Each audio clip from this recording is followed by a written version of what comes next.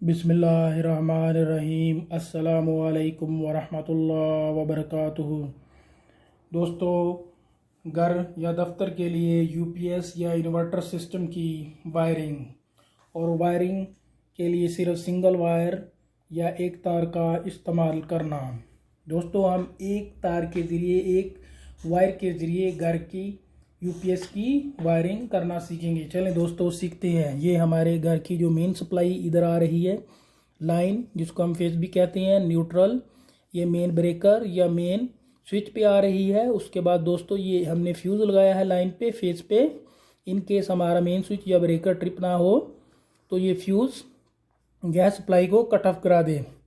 दोस्तों, इसके बाद जो देखें, ये लाइन और ये न्यूट्रल यूपीएस की इनपुट पे जा रही है और इनपुट पे इस तरह का यूपीएस के प्लग लगा होगा इधर। ठीक है दोस्तों, और न्यूट्रल देखें दोस्तों, ये कॉमन है और साथ ही ये घर के लोड को भी जा रही है।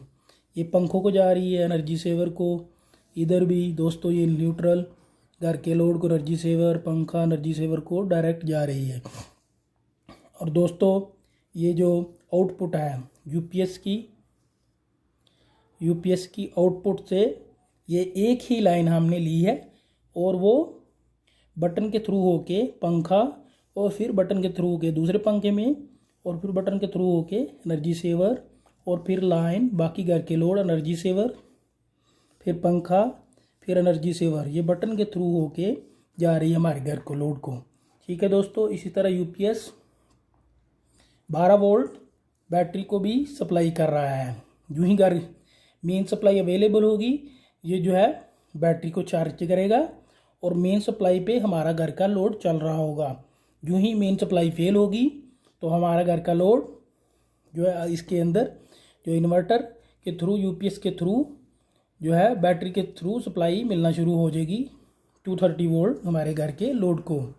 दोस्तों, आज की वीडियो आपको पसंद आई होगी, लिहाजा इसको शेयर करें, मेरी वीडियो को लाइक करें और मेरे चैनल को सब्सक्राइब करें। Thank you.